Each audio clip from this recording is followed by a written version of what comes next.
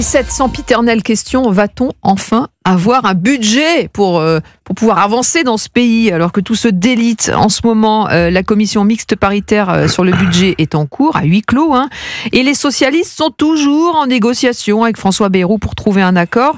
Écoutez Estelle Youssoufa, députée Lyotte de Mayotte et rapporteure sur la loi d'urgence Mayotte. Elle était l'invitée de Sonia Mabrouk à 8h10 sur Europe 1. Je vois bien qu'on utilise Mayotte comme un ballon de football pour faire ses joutes oratoires, faire ses postures, essayer de gagner quelques semaines à Matignon, mais que en fait le sujet migratoire à Mayotte, c'est la moitié de la population qui est étrangère, en grande partie en situation irrégulière. Ça n'a rien à voir avec aucun autre département. Par contre, effectivement, on sent bien que vu la difficulté des négociations avec les socialistes, le Premier ministre va vers l'extrême droite et c'est son jeu politique. Voilà, Estelle Youssoufa, députée Lyotte de Mayotte et rapporteur sur la loi d'urgence, qui revenait évidemment sur la polémique autour de la submersion migratoire qui a généré la colère du PS qui boude désormais et qui refait planer la menace de la censure, Olivier d'Artigol. Oui, Money Time, ça se joue aujourd'hui et à l'Assemblée dans la semaine prochaine. Une commission mixte paritaire, c'est 7 députés, 7 sénateurs qui doivent se mettre d'accord sur un texte. Elle est conclusive et s'ils se mettent d'accord. Le socle commun, c'est-à-dire les macronistes et LR, sont majoritaires d'une voix dans cette commission mixte paritaire. Ça devrait donc passer. La tendance, oui, c'est que ça passerait, selon les informations. Le Parti socialiste était très engagé dans des négociations budgétaires et puis patatras, le sentiment de submersion est venu tout déchirer. Ils essaient donc de reconstruire une discussion en essayant d'obtenir des choses en plus. Ils avaient obtenu la non-suppression des 4000 postes, les 2 jours de carence en plus ont été supprimés. Là, ils essayent et ils prennent en otage pour reprendre les propos de la porte-parole du gouvernement. Là, ils essayent d'aller sur une augmentation du SMIC et certainement sur le fait que le gouvernement renonce aux 200 millions d'euros amputés à l'AME. C'est à peu près les grandes lignes du débat. Tout ça pour ça, vous allez me dire, mais pour le Parti socialiste, c'est très symbolique parce que ça les amènerait peut-être à ne pas voter la censure quand le texte arrivera à l'Assemblée nationale en milieu de semaine prochaine. On sait que sur 66 députés socialistes, si 21 d'entre eux votent la censure, le gouvernement Bayrou peut tomber si le Rassemblement national vote la censure. Bah, oui, d'accord, mais si le Rassemblement national ne la vote pas, c'est en effet un pistolet à eau. Mais d'accord, voilà, c'est un pistolet à eau. Parce que quand j'ai regardé encore les chiffres, le nombre de députés ce matin, il n'y a pas de vote de la censure possible, sauf si le Rassemblement national le vote, évidemment, comme la dernière fois. Oui, attention, attention, si tout le Rassemblement national vote la censure, il faut pour qu'elle soit adoptée, qu'au moins 21 socialistes la votent aussi. La dernière fois, ils étaient que 8 à l'avoir voté. On me reproche souvent de prendre des paris. Je vais en prendre encore un. Ça tombe en vous disant, mais il faut bien risquer un peu la portée de ces paroles. Mais combien Eh bien, je pense que, je sais pas combien. Je pense en effet que ça voudrait déjà dire, si votre hypothèse est exacte, 21 députés voteraient la censure, les autres pas, ça prouverait déjà que le Parti socialiste a explosé sous vos yeux, que certains vont retourner auprès de M. Mélenchon à l'abri en pensant à leur prochaine élection, au sein du Parti et que les autres diront on va choisir le pays, on va choisir l'intérêt du pays. Je trouve que M. Bayrou a déjà lâché beaucoup de choses. S'il est obligé d'en lâcher encore un peu... selon les Échos ce matin, il demanderait un petit coup de rabot sur un petit coup d'augmentation sur le SMIC. J'ai lu aussi les Échos, effectivement, ils sont en train d'obtenir satisfaction sur toute la ligne.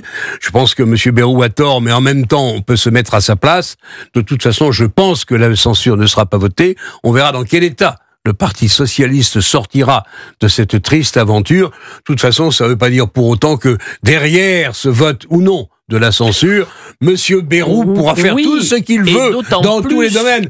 On est dans l'immobilisme le plus total, dans une situation, hélas, comme disait gravissime. Edgar Faure, l'immobilisme est en marche, rien ne saura l'arrêter. Absolument. Regardez. Mais ça ne va peut-être pas se jouer sur le projet de loi des finances. Il ne faut pas oublier que Michel Barnier est tombé sur le PLFSS et les questions les plus irritantes aujourd'hui sont sur le budget de la sécurité sociale plus que sur le budget de la nation. Je pense que quand même la majorité des députés de ce pays se rend compte que ça va, le jeu. Il y a besoin d'un budget. Le jeu, voilà, on a besoin d'un budget, on aura besoin derrière d'essayer de financer une sécurité sociale, enfin un système social qui va encore creuser un déficit gigantesque.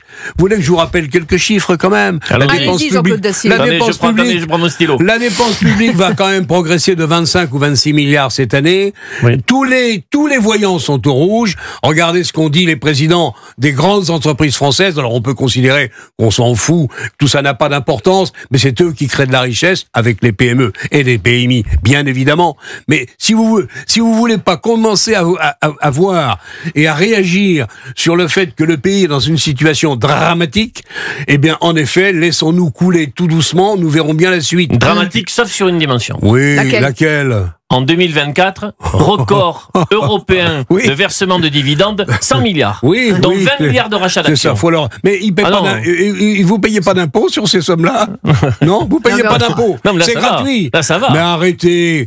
Mais regardez, écoutez un peu, essayez de faire un diagnostic équilibré, sérieux. J'y arrive pas, qu'est-ce que vous voulez?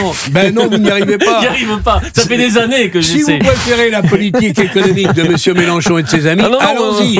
Le problème sera réglé en quelques semaines. Et quand même, franchement, Olivier d'Artigol, ils sont pas un peu hypocrites, le Parti socialiste. Il y a beaucoup d'hypocrisie en politique. C'est de la posture.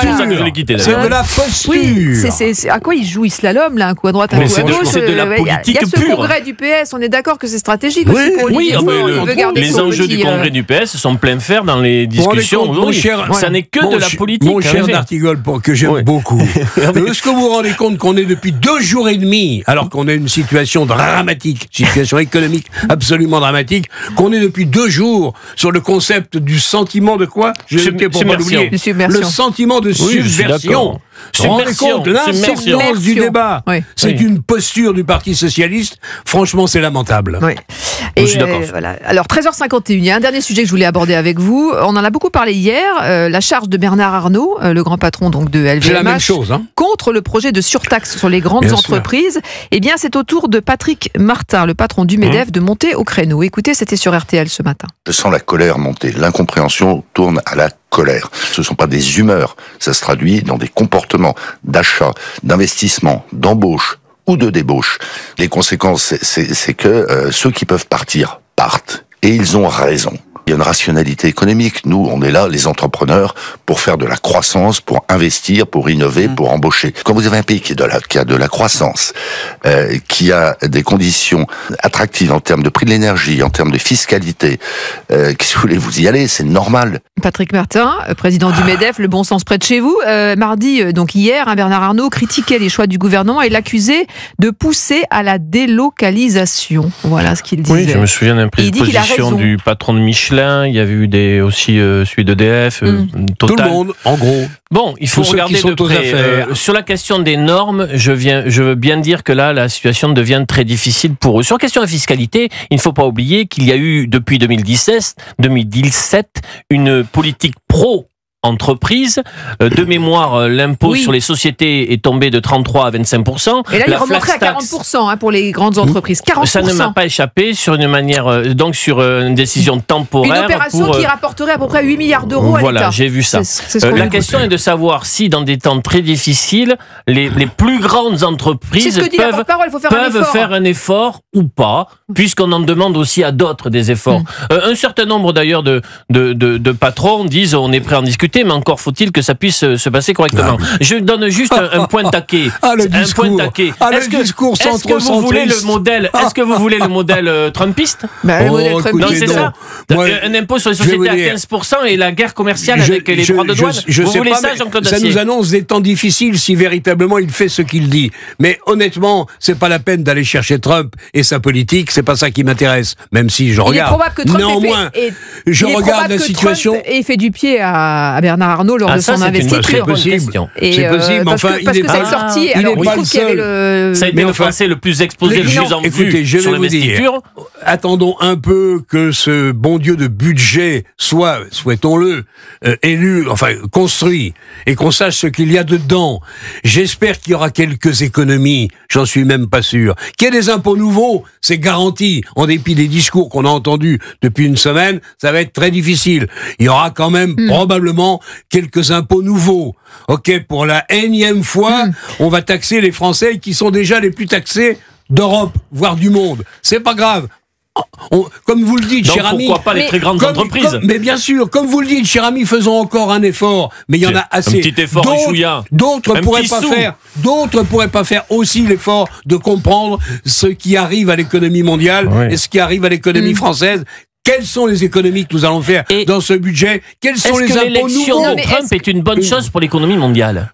Écoutez, ça, moi, les protectionnistes, je m'en méfie toujours. Néanmoins, il est arrivé avec une volonté de tout faire pour faire marcher les entreprises. Nous allons souffrir. C'est l'occasion d'une remise en question, surtout. Ça ne concernera pas que les entreprises américaines. Et cette investiture, mon cher Jean-Claude, n'est-elle pas aussi l'occasion d'une remise en question? Parce que Arnaud, effectivement, pousse ce coup de gueule pour appuyer là où ça fait mal. Je rappelle qu'il y a eu 66 000 défaillances d'entreprises en 2024. Effectivement, et Patrick Martin le disait, on est vraiment très loin des réalités des chefs d'entreprise qui souffrent. Alors là, on est dans le chômage qui est reparti à la hausse. Et le nombre d'emplois que génèrent aussi tous ces grands patrons. Qu'est-ce qu'il faut aux Français pour ouvrir les yeux? Mais la dissolution, nos amis, notre pays est à l'arrêt. Notre pays est à l'arrêt, oui. Il recule même. Mais il y a des responsables. Et on a un taux de chômage qui a énormément monté. Ça ne vous a pas échappé non plus sur le dernier trimestre, notamment chez les plus jeunes. Voilà. Et aujourd'hui, on a un grand patron qui fait quand même travailler on a un taux d'activité des plus de 55 ans qui est très préoccupant. Donc les gens n'arrivent pas à terminer leur carrière. Bon, voilà. Mais les entreprises, cher ami, en France, les entreprises sont des lieux qu'il vaut mieux ne pas qualifier, parce que ce serait dramatique. Les chefs d'entreprise sont tous des escrocs potentiels, le profit est immoral. Avec ça, faites de la route.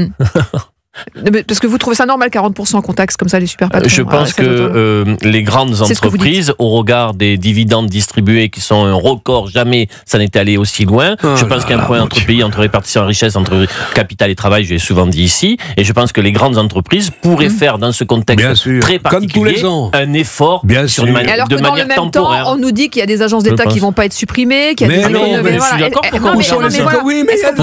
On ne le fait pas. On ne le fait pas.